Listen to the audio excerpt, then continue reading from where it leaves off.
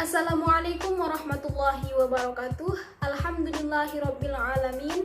Pada kali ini kita masih bisa melaksanakan pembelajaran seperti biasanya, yaitu secara online. Dan pada minggu lalu kita sudah mempelajari materi tentang hudud, mulai dari pengertian hudud, macam-macam hudud, serta hikmah-hikmah hudud. Dan pada minggu ini kita melanjutkan ke materi bugat. Apa itu bugat, status hukum bugat, serta hikmah-hikmah dari hukuman untuk para bugat. Nah, alangkah lebih baiknya untuk memulai pembelajaran kita pada kali ini, marilah bersama-sama kita membukanya dengan membaca Ummul Quran, Al-Fatihah. Namun, sebelum memasuki materi, silahkan kalian isi absen di Google Classroom yang sudah saya sediakan. Nah, sekarang kita memasuki materi. Mulai dari pengertian bugat. Apa sih itu bugat? Ada yang tahu? Jadi, secara terminologi, kata bugat adalah bentuk jamak dari al-baghi yang merupakan isim fa'il atau kata benda yang menunjukkan pelaku. Kemudian berasal dari kata baghi atau fi'il madi. Kata baghi mempunyai banyak makna, antara lain adalah qalaba, mencuri, menuntut. Kemudian al-zalim, orang yang berbuat zalim. Kemudian al-mu'tadi, orang yang melampaui batas. Dan al-zalimu al-musta'i, orang yang berbuat zalim dan menyombongkan diri. Adapun bugat dalam pengertian syara adalah orang-orang yang menentang atau memberontak pemimpin Islam yang terpilih secara sah. Nah, tadi kan saya sudah menjelaskan pengertian apa itu bugat. Kemudian, orang-orang seperti apa sih yang bisa dikatakan sebagai bugat? Ada yang tahu? Jadi, orang-orang yang bisa dikatakan sebagai bugat itu ialah yang pertama, dia memiliki kekuatan, baik berupa pengikut maupun senjata. Kemudian yang kedua, dia memiliki takwil atau alasan atas tindakannya tersebut. Dan yang ketiga ialah memiliki pengikut yang setia kepada mereka. Dan yang keempat, memiliki imam yang ditaat. Nah, sekarang jika kita menemukan orang-orang yang melakukan bugat, apa yang kita lakukan?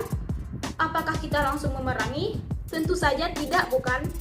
Ada beberapa langkah-langkah yang harus kita lakukan jika kita menemukan orang yang melakukan bugat atau pemberontakan.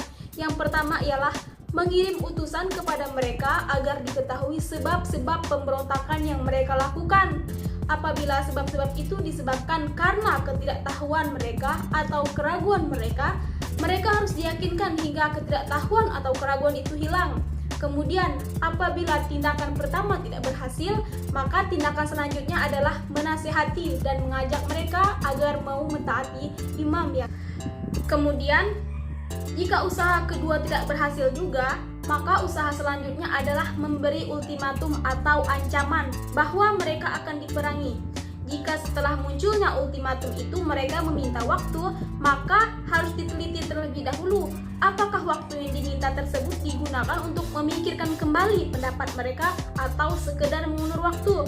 Dan yang terakhir ialah jika mereka tetap tidak mau taat, maka tindakan terakhir adalah diperangi sampai mereka sadar dan taat kembali. Nah, tadi kan sudah saya jelaskan mulai dari pengertian bugat, orang-orang yang bisa dikatakan bugat, serta bagaimana cara menghadapi bugat. Selanjutnya ialah status hukum bugat. Jadi, kalangan bugat tidak dihukumi sebagai kafir karena hukuman bagi pelaku bugat secara sah jelas telah disebutkan dalam Al-Quran, yaitu dalam surah Al-Hujurat ayat 9 yang artinya, dan kalau ada dua golongan dari mereka yang beriman itu berperang, hendaklah kamu damaikan antara keduanya.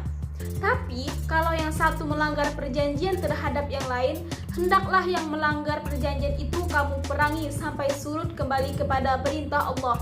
Kalau dia telah surut, damaikanlah antara keduanya menurut keadilan, dan hendaklah kamu berlaku adil. Sesungguhnya Allah mencintai orang-orang yang berlaku adil.